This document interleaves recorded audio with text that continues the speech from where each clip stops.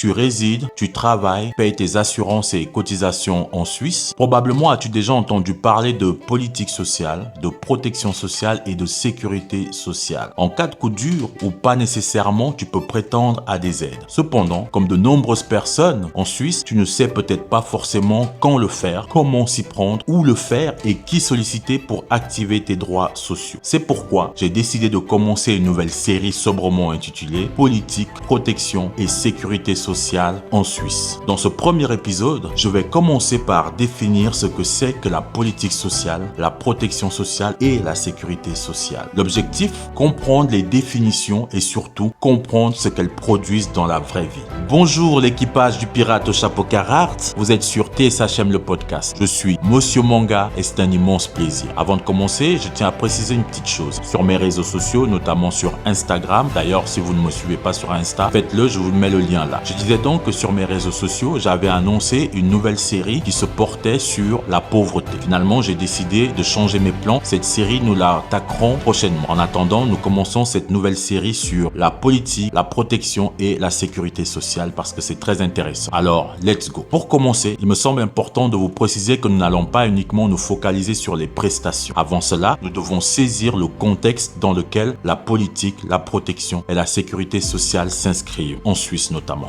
Autrement dit, on ne va pas seulement se demander qu'est-ce que la personne peut toucher. On va aussi se demander pourquoi ce droit existe, qui l'a construit, quelle idée de la solidarité se cache derrière cette politique et quelles sont les conséquences pour les personnes accompagnées au quotidien. Il me semble essentiel dans le travail social de toujours situer dans le contexte. Une personne qui arrive avec un problème de logement, une dette de prime maladie, une fin de droit au chômage ou une rente insuffisante ne vit pas seulement une difficulté individuelle. Elle se situe dans un système régi par les politiques sociales. Le travail social consiste en partie à comprendre ce système et définir chacun de ces éléments pour non seulement pouvoir expliquer son fonctionnement, l'activer et parfois aussi à constater ses limites. Commençons par la politique sociale. Celle-ci désigne les programmes mis en œuvre dans différents domaines du social. Cela peut concerner le logement, l'insertion, l'urgence sociale à différents niveaux et pour des publics divers, jeunes, familles, personnes âgées, personnes migrantes, etc. En plus simple, on peut dire que la politique sociale renvoie à toute action publique qui vise à assurer le bien-être de la population, à réduire les inégalités sociales et à combattre la pauvreté. À titre d'exemple, une commune ouvre un lieu d'accueil de jour pour des personnes en situation de précarité. Ce lieu ne verse pas forcément une rente financière, il ne fonctionne pas comme une assurance, pourtant il fait partie de la politique sociale parce qu'il est supposé répondre à un besoin social clairement défini ou identifié. Il vise un public, mobilise des ressources publiques et il poursuit un objectif de soutien de prévention ou de cohésion sociale. Autre exemple, un canton met en place un programme d'insertion pour des jeunes sans formation. On est aussi dans la politique sociale parce qu'il s'agit d'une action organisée pour répondre à un problème social identifié.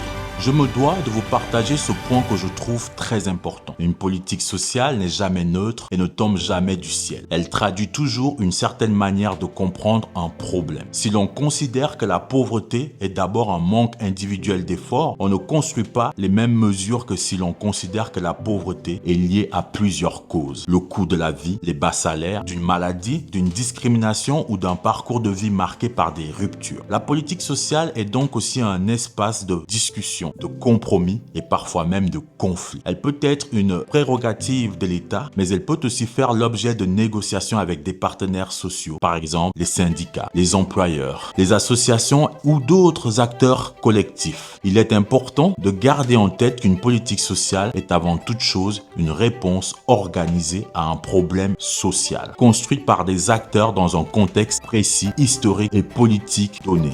Poursuivons avec la protection sociale. En simple, c'est l'ensemble des prestations de solidarité et de soutien dispensées par l'État, par d'autres acteurs publics et ou privés. La protection sociale est plus large que la sécurité sociale. Elle peut inclure des assurances sociales, mais aussi des aides sous conditions de ressources, des dispositifs d'accompagnement, des prestations d'urgence ou des mesures d'insertion. Imaginons une personne qui perd son emploi. Elle peut d'abord entrer dans l'assurance chômage, même si elle a une fortune ou des économies. Si son délai cadre cadre au chômage prend fin sans avoir trouvé un nouvel emploi, elle peut ensuite se tourner vers l'aide sociale, sauf si elle dispose d'une fortune ou des économies, parce que l'aide sociale a été pensée pour soutenir les plus démunis. Si elle a des problèmes de santé, elle peut avoir besoin d'un subside pour payer son assurance maladie, sauf si elle a des économies, une fortune. Si elle arrive à la retraite avec une rente trop faible, elle peut demander des prestations complémentaires. Tous ces éléments relèvent de la protection sociale. Cependant, ils n'ont pas tous la même logique.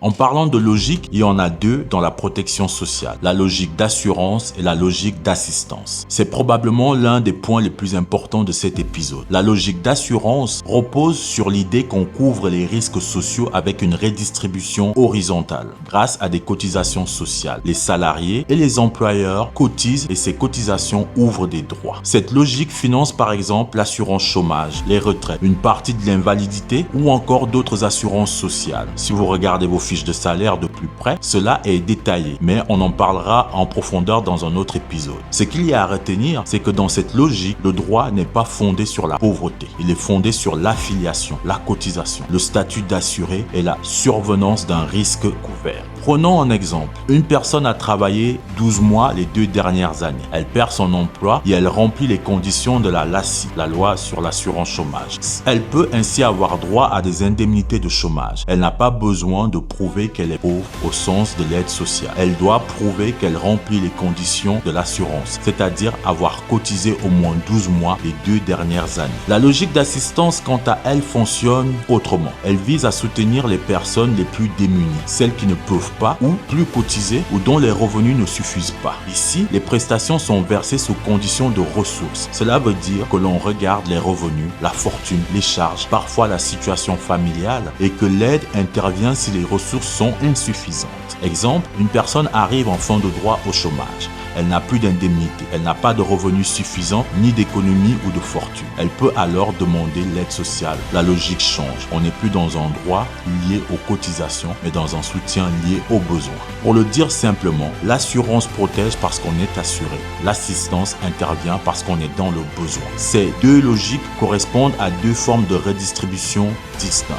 Dans la logique d'assurance, on parle souvent de redistribution horizontale. Cela signifie que les ressources circulent entre des personnes exposées à un même risque ou à des moments différents de la vie. Par exemple, les personnes actives professionnellement financent les rentes des personnes retraitées. Les personnes qui travaillent cotisent à l'assurance chômage et celles qui perdent leur emploi peuvent être indemnisées. Dans la logique d'assistance, on parle davantage de redistribution verticale. Cela signifie que la solidarité se fait entre des personnes ou groupes ayant des niveaux de ressources différents. Les prestations sont souvent financées par l'impôt et destinées aux personnes qui n'ont pas assez pour vivre. Cette distinction est très utile. Elle permet de comprendre pourquoi certaines prestations sont perçues comme un droit acquis alors que d'autres sont parfois vécues comme plus contrôlées ou plus stigmatisantes. Il est aussi important de savoir que la protection sociale ne poursuit pas un seul objectif. Elle en combine plusieurs. Comme le souligne notamment l'Office fédéral des assurances sociales, OFAS, elle vise la justice sociale, c'est-à-dire l'équité et l'égalité des chances, parce qu'une personne ne part pas toujours avec les mêmes ressources qu'une autre. Son but est aussi la sécurité sociale, à savoir la protection contre les grands risques de l'existence. Elle s'active également pour la paix sociale, parce qu'une société dans laquelle une partie importante de la population est abandonnée devient une société instable. Il me vient ici ce que disait Marc Pittet, professeur en psychologie sociale, je cite, « Le travail social est, il ne faut pas s'y méprendre, avant tout un outil de contrôle social. » Enfin, la protection sociale œuvre aussi pour l'accroissement de la prospérité et une plus large participation à cette prospérité commune. Autrement dit, la protection sociale n'est pas seulement une dépense, elle est aussi un investissement dans la cohésion sociale. Ici, je m'arrête un instant pour m'adresser à ma réfé, ma chef. J'espère, réfé, que tu rédigeras ton livre. Parce que le travail social en Suisse manque cruellement d'ouvrages, de documentation située dans son contexte. Nous nous référons un peu trop souvent à ce qui se passe à l'extérieur et cela ne produit pas que du bon. Aparté fermé. Comme je le disais en amont, il s'agit toujours de situer les choses dans leur contexte. pour mieux les appréhender. Et la protection sociale est le produit d'une histoire et de l'état d'un rapport de force à un moment donné. Cela veut dire que les droits sociaux ont été construits progressivement, souvent après des conflits, des crises, des mobilisations, des compromis politiques ou des transformations économiques. Par exemple, l'AVS n'est pas apparue simplement parce que tout le monde était d'accord. Elle est liée à des revendications sociales, à des débats politiques, des votations et à une certaine idée de la solidarité. L'assurance chômage, l'assurance invalidité, les prestations complémentaires ou l'aide sociale s'inscrivent aussi dans des contextes historiques précis. Une politique sociale est toujours située. Elle dépend d'une époque, d'un problème social défini et reconnu, d'un rapport de force et d'une définition collective de ce qui est jugé acceptable ou inacceptable. Je me souviens d'un prof, un autre, Monsieur Kramer, qui avait dit « Le travail social est un sport de combat ». Alors je crois qu'il paraphrasait, je ne sais plus qui exactement, mais c'est véridique. On a parlé de politique sociale et de protection sociale. Il est maintenant temps d'aborder la sécurité sociale, qui correspond à la protection financière contre les grands risques de l'existence, dans une logique principalement assurantielle. Elle se concrétise par différentes lois sur les assurances sociales. En Suisse, on peut ainsi parler de l'AVS, l'assurance vieillesse et survivante et survivant, de l'AI pour l'assurance invalidité, de la LAMAL pour l'assurance maladie, ainsi de suite, ainsi de suite. La sécurité sociale est donc une partie centrale de la protection sociale, mais elle ne la résume pas entièrement. Elle désigne surtout les dispositifs qui protègent financièrement contre des risques sociaux identifiés. Pour mieux comprendre la sécurité sociale, il est important de saisir la notion de risque social. Comme le dit Madame Burton-Gengros, sociologue et professeure ordinaire à l'Université de Genève, la notion de risque social renvoie aux aléas de la vie qui rendent les individus vulnérables en réduisant leur capacité à travailler et en limitant leur intégration dans la société. Cette notion dit deux choses importantes. La première, le risque social touche la capacité à travailler. Ensuite, il touche l'intégration dans la société. Cela veut dire qu'un risque social n'est pas seulement un problème individuel. Il a des conséquences économiques et sociales. Prenons la maladie. Une maladie peut empêcher de travailler. Si la personne ne travaille plus, elle perd du revenu. Si elle perd son revenu, elle peut avoir des dettes. Si elle a des dettes, elle peut perdre à un moment donné son logement. Et si elle perd son logement, elle peut se retrouver dans une situation d'exclusion. Le risque social fonctionne souvent comme une chaîne. Prenons le chômage. Perdre son emploi, ce n'est pas seulement perdre un salaire, c'est aussi perdre une routine, un statut dans la société, des contacts sociaux, parfois une estime de soi. C'est pour cela que le chômage est considéré comme un risque social et pas uniquement une question de budget. Au niveau international, un texte important permet de comprendre la structure de la sécurité sociale. La convention numéro 102 de l'Organisation internationale du travail adoptée en 1952. Cette convention établit une norme minimale de sécurité sociale. À l'échelle mondiale, elle identifie 9 branches de sécurité sociale. Pour en citer quelques-unes, les soins médicaux, les prestations de maladie, les prestations de chômage, les prestations de vieillesse, d'accident, du travail, les allocations familiales, les prestations de maternité ou encore d'invalidité et de prestations de survivantes et survivants. Ce classement est très utile. Il permet de voir que les assurances sociales ne sont pas une collection de lois sans lire.